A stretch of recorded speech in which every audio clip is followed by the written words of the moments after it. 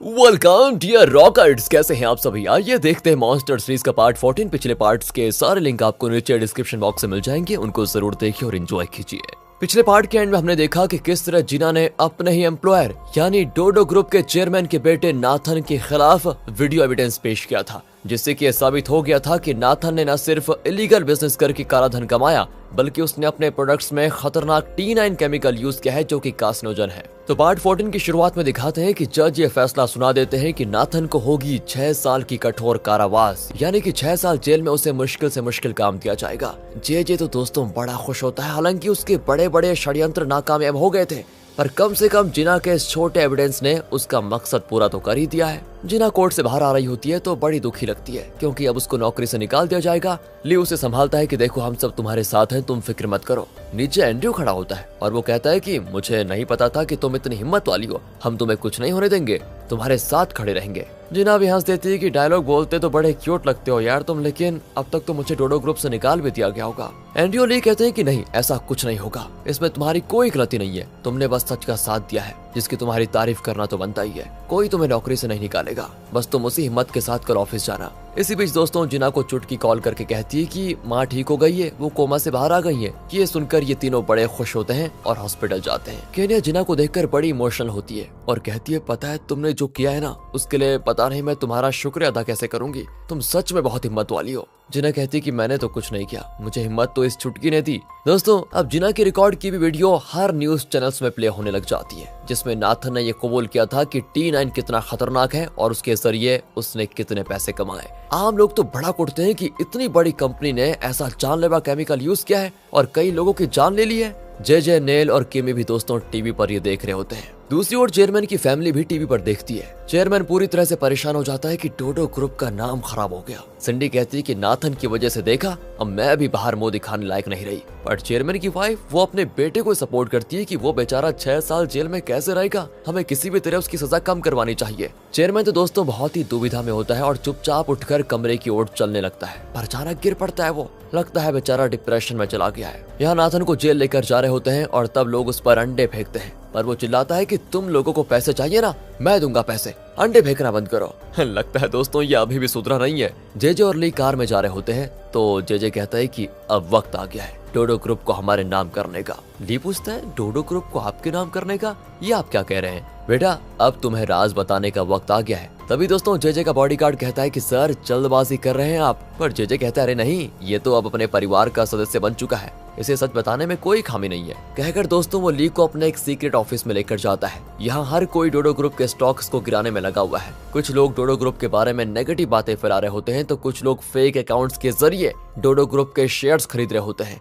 जे का प्लान है कि फिलहाल इस कोर्ट केस की वजह से डोडो ग्रुप के शेयर्स का दाम बहुत कम हो जाएगा और इसी मौके का फायदा उठाकर जे उन शेयर्स को खरीद रहा है दोस्तों। और ऐसा पॉइंट आएगा जब जे के पास सबसे ज्यादा शेयर्स होंगे और तब वो डोडो ग्रुप का ओनर बन जाएगा। ये देखिए उसका प्लान। ली भी दोस्तों जे का सारा प्लान समझ जाता है, लेकिन जे नहीं जानता कि ली असल में कौन है। यहाँ से दिखाते हैं कि ली पैनी को बताता है कि जे तूफान की तेजी से काम कर रहा है, हमें कैसे भी करके उसको रोकना होगा, क्योंकि अगर डोडो ग्रुप उसके हाथ में गया तो हमारा सारा प्लान चौपट हो जाएगा। 1 हफ्ते के अंदर हमें जे को कैसे भी फंसाना होगा। दूसरी ओर दोस्तों डोडो ग्रुप के शेयर होल्डर्स की मीटिंग में सिंडी जाती है, क्योंकि चेयरमैन की तबीयत खराब है ना। पर शेयर होल्डर्स गुस्से में होते हैं कि कंपनी डूबने की स्थिति में है और इस वक्त चेयरमैन को यहाँ होना चाहिए था। वो कहाँ है? हमारी सारी इन्वेस्टमेंट्स खतरे में है और इस वक्त वो खुद आने के बजाय अपनी बेटी को भेज रहे हैं। क्यों? वैसे इस लड़की को आता क्या है? ये सुनकर तो सिंडी भड़क जाती है और चिल्लाने लगती है। शेयर होल्डर्स भी गुस्से में उठकर उस पर हमला करने पे उतर आते हैं और मामला दोस्तों बहुत सीरियस मोड़ ले लेता है। अब चेयरमैन तो अपनी बेटी से भी परेशान है कि इसने नई मुसीबत खड़ी कर दी। माँ भी उसको डांटती है कि मेरे बेटे को दोष दे रही थी ना, और तुम खुद भी एक मीटिंग को ठीक से संभाल नहीं पाई, बड़ी आई। चेयरमैन फिर पूछता है कि डोडो ग्रुप के गिरते हुए शेयर वैल्यू को रोकने का कोई रास्ता है क्या? तब मोजो कहता है कि सर इसका सिर्फ एक ही रास्ता है, आप पब्लिक में डोडो ग्रुप की गलती के लिए माफी मांगे और लोगों से ये वादा करें कि मैं अपने बेटे नाथन को बेल नहीं दिलाऊंगा। सिंडी दोस्तों गुस्सा हो जाती है कि ये तुम क्या कह रहे हो, मेरे पापा कभी किसी के आगे सर नहीं झुकाएंगे। पर चेयरमैन कहता है कि नहीं, मैं डोडो ग्रुप को बचाने के लिए कुछ भी कर सकता हूँ। तो दोस्तों अगले सीन में चेयरमैन प्रेस मीट में सबके सामने आकर माफी मांगता है कि मुझे नहीं पता था कि मेरा बेटा मेरी पीठ पीछे ये सब कुछ कर रहा है। एक बाप के नाते तो ये मेरी हार है। डोडो ग्रुप की तरफ से मैं आप सबसे माफी मांगता हूँ, मुझे माफ कर दीजिए। और मेरे बेटे ने जो किया है उसकी पूरी सजा उसे भुगतनी पड़ेगी।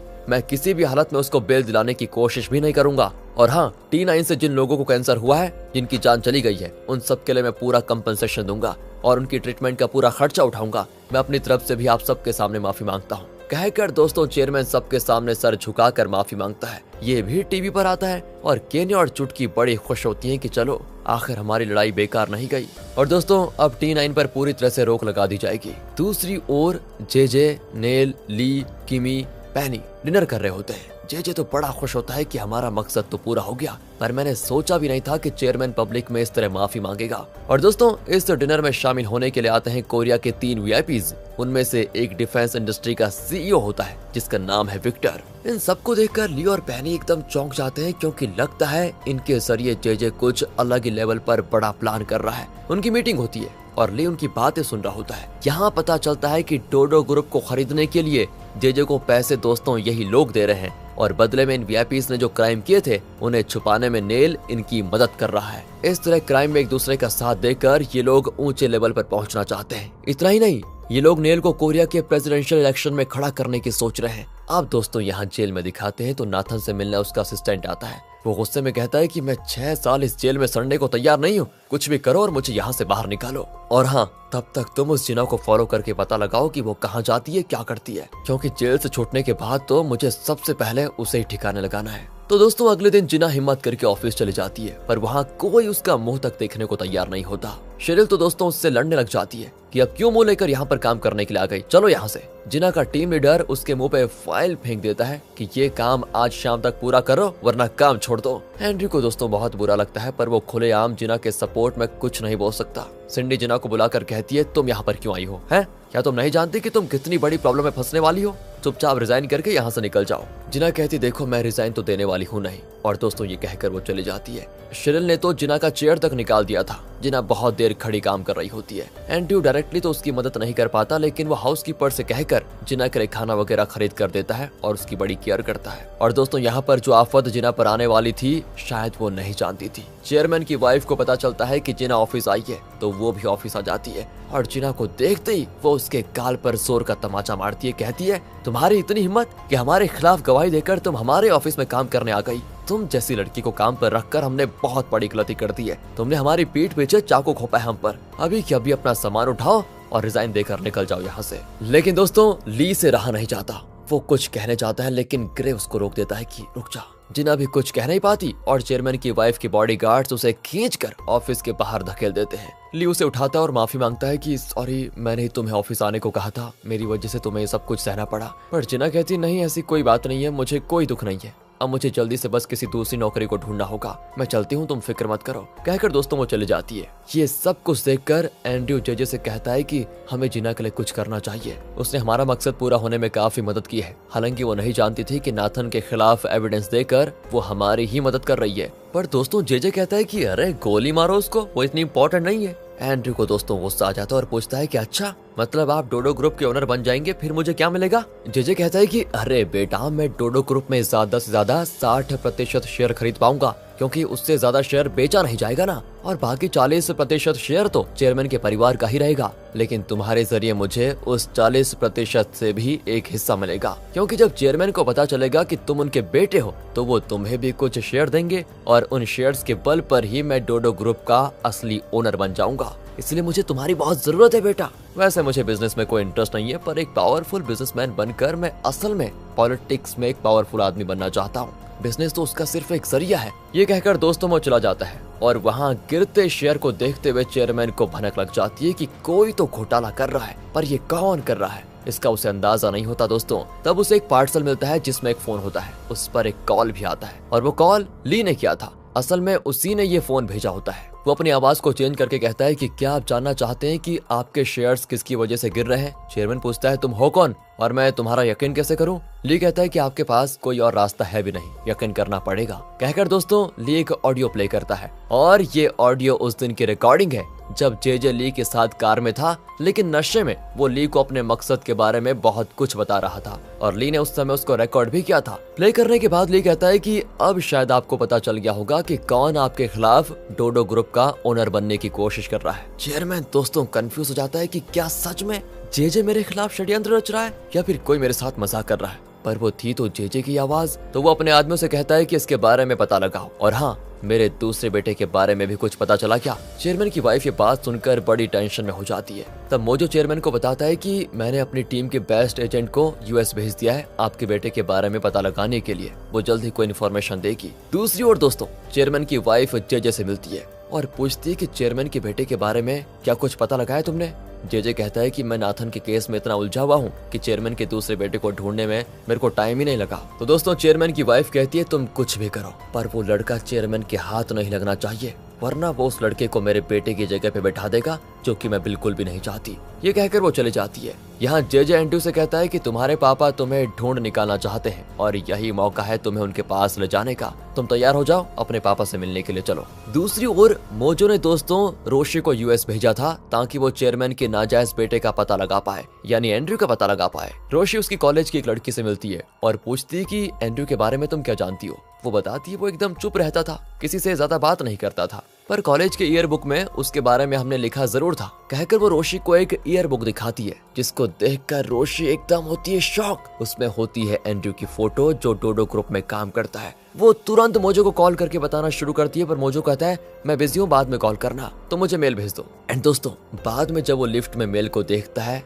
तो एंड्रयू की फोटो को देखकर एकदम से शॉक। लिफ्ट में जेजे और एंड्रयू चढ़ते हैं तो मोजो एंड्रयू को देखता रह जाता है कि ये चेयरमैन का बेटा, क्या संयोग है। वो तुरंत जाकर चेयरमैन को बताता है कि आपके बेटे का पता लग चुका है, वो यूएस में नहीं इसी कोरिया में है, और सच बताऊं तो वो हमारी ही कंपनी में काम करता है। दोस्तों, ये सुनकर चेयरमैन के पैरों तले जमीन खिसक जाती है। मुझे पूछता है कि एसपीडी टीम में हमने जिन नए कैंडिडेट्स को रिक्रूट किया था वो उन्हीं में से एक है। इतना ही नहीं सर, जेजे बहुत पहले से उस लड़के की मदद कर रहा है। चेयरमैन को शक हो जाता है कि ओहो, लगता है जेजे ने जानबूझकर उसे यहाँ पर काम पे रखा है। मोजो भी साफ साफ कह देता है कि हाँ, ये भी पॉसिबल है सर कि जेजे किसी मकसद से उसे यहाँ पर लाया होगा। दूसरी ओर जिना को किसी ऑफिस में नौकरी नहीं मिलती, पर वो बड़े बड़े बिल्डिंग्स में हाउसकीपिंग का काम करती है, फिर नोटिस बांधती है और उस काम के बाद रेस्टोरेंट में वेट्रेस का काम भी करती है। अब ली उस रेस्टोरेंट में जाता है तो जिना एकदम से चौंक जाती है, पर वो ज्यादा कुछ नहीं कह पाती क्योंकि ली यहाँ पर उसका कस्टमर है। फिर भी दोस्तों, ली उससे पूछता है कि तुमने खाना खाया क्या। वो कहती नहीं, मैं काम के बाद घर जाकर खाना खा लूंगी। ली कहता है वो बाद में खा लेना, पर अभी मैं खिलाऊंगा तुम्हें, समझी।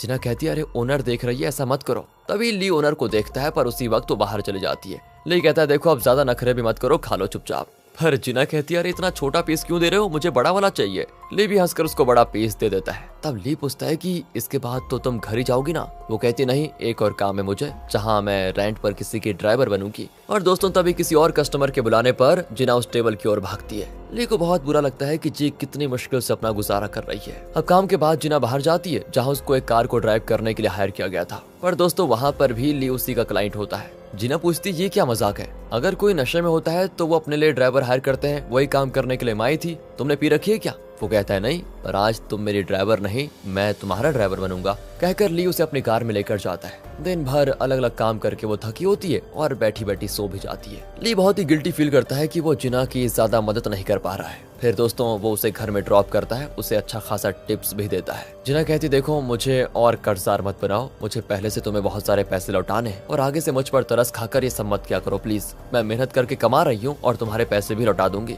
हमारे बीच सिर्फ दोस्ती होनी चाहिए, उधार नहीं। कहकर वो चली जाती है। लेकिन यहाँ दूसरी ओर देखिए, चेयरमैन एंड्रयू से मिलना चाहता है तो जेजे उसको लेकर चेयरमैन के घर आता है। एंड्रयू वैसे नर्वस होता है कि अपने पिता से उसकी पहली मीटिंग पता नहीं कैसे होगी। जेजे भी उसको हिम्मत देता है कि अरे कोई नहीं, तुम्हारे पापा हैं, डरने की कोई बात नहीं है, अपना चेहरा बस एकदम मासूम रखना और उन्हें पापा ही कहना, तभी उनको तुम पर प्यार आएगा। लेकिन जब एंड्रयू चेयरमैन के पास जाता है तो वो बहुत नर्वस होता है। दोनों एक दूसरे को कुछ देर चुपचाप देखते रहते हैं। आखिर चेयरमैन पूछ लेता है क्या तुम्हें जेजे ने इस कंपनी में ज्वाइन करवाया। एंड्रयू कहता है कि सवाल तो मुझे आपसे करने चाहिए, मुझे लगा कि आप सबसे पहले मेरी माँ के बारे में पूछेंगे। चेयरमैन कहता है कि हाँ, मैंने सुना था उसके बारे में, वैसे उसका हुआ क्या था। एंड्रयू कहता है कि वो जानकर अब आपका क्या फायदा, अब तो वो जिंदा भी नहीं है। पर बेटा तुम ये बताओ, तुमने डोडो ग्रुप क्यों ज्वाइन किया। मैं अपने पिता को देखना चाहता था, करीब से देखना चाहता था। मुझे उन पर बहुत गुस्सा आता था कि उन्होंने मुझे ढूंढने तक की कोशिश क्यों नहीं की। मैंने ऐसी क्या गलती की थी कि मुझे बिना बाप के यहाँ तक की जिंदगी गुजारनी पड़ी, इसीलिए मैंने डोडो ग्रुप ज्वाइन किया। पर आप बताइए, आपने इस वक्त मुझे क्यों बुलाया। चेयरमैन कहता है कि मैं भी तुम्हें देखना चाहता था, वरना मुझे चैन नहीं आता। और कुछ देर के बाद चेयरमैन उठकर जाने लग जाता है तो एंड्रयू पूछता है क्या मैं आपको पापा कह सकता हूँ। ये सुनकर चेयरमैन बहुत इमोशनल होकर उसे गले लगा लेता है दोस्तों। यहाँ से दिखाते हैं कि दोनों बैठकर आराम से डिनर कर रहे होते हैं। चेयरमैन कहता है कि तुम्हें अब डोडो ग्रुप में एम्प्लॉय के तौर पर काम करने की कोई जरूरत नहीं है, पर एंड्रयू कहता है नहीं, मुझे एसपीडी में ही काम करना है। और इसी बीच चेयरमैन को उसी फोन पर एक कॉल आता है जो ली ने पार्सल में भेजा था दोस्तों। ली वॉइस चेंजर के जरिए कहता है कि मेरे पास और भी एविडेंस है जिसे मैं आपको दिखाना चाहता हूँ, लेकिन आपको मेरी बताई जगह पर अकेले आना पड़ेगा। चेयरमैन की समझ में नहीं आता कि अब इसका यकीन करूं या ना करूं, पर और कोई रास्ता न पाकर वो मान जाता है। तब मोजो पूछता है कि सर क्या हम छुपकर आपका पीछा करें? चेयरमैन कहता है कि नहीं, मैं अकेला ही जाऊंगा। कहकर दोस्तों वो अकेला ड्राइव करके उस जगह पर पहुंच जाता है जो कि एक चर्च है, पर वो नहीं जानता कि एंड्रयू भी उसकी कार का पीछा कर रहा है। अब चेयरमैन चर्च के अंदर जाता है तो ली वहां पर कई फोटोज दिखाता है, जिससे ये पता चल जाता है कि जेजे किस तरह कोरिया के 3 बड़े वीआईपीज की मदद से डोडो ग्रुप को खरीदने की कोशिश कर रहा है और एक सीक्रेट ऑफिस लगाकर वो डोडो ग्रुप के गिरते हुए शेयर वैल्यू का फायदा उठाकर उन शेयर्स को खरीद रहा है। और भी कई एविडेंस वो दिखाता है जिससे जेजे का असली मकसद साफ पता चल जाता है दोस्तों। और ये देखकर चेयरमैन तो बिल्कुल बौखला जाता है। वो फोन पर ली से पूछता है कि तुम ये सब कैसे कलेक्ट कर पाए, तुम हो कौन और तुम्हें आखिर चाहिए क्या? ली कहता है कि मेरे बारे में जानकर आपको करना क्या है, आप बस इतना समझ लीजिए कि आपके खिलाफ असल में कौन काम कर रहा है। चेयरमैन कहता है कि मैं यहाँ अकेला आया हूँ, तुम्हें मेरे सामने आने में इतना डर क्यों लग रहा है? सामने आकर बात क्यों नहीं करते तुम? मैं भी तो एकदम अकेला ही हूँ और मैं भी तो देखना चाहता हूँ कि कौन है जो मेरी इतनी भलाई करने की सोच रहा है। ली दोस्तों फोन से वॉइस चेंज निकाल कर चेयरमैन के सामने आकर कहता है मैं चैंग हूँ, आपकी कंपनी का एम्प्लॉय। दोस्तों आपको तो बताइए ना, ली ही चैंग है, उसने नाम चेंज करके रखा हुआ है, बस कंफ्यूज तो नहीं हो गए? एंड उसको देखकर चेयरमैन चौंक जाता है। इतने में बाहर एंड्रयू भी आ जाता है और यहाँ पर होता है पार्ट 14 का दी एंड। कैसे टाइम पे दी एंड कर दिया। इंतजार कीजिए पार्ट 15 का। क्या करें दोस्तों, पूरी कोशिश के साथ लगे हुए सीरीज को खत्म करने के लिए। बस आप आगे के पार्ट्स देखना चाहते हैं तो लाइक कीजिए, सीरीज को ज्यादा से ज्यादा शेयर करें। मिलते अगली वीडियो में, ध्यान रखेगा अपना and finally thanks for watching.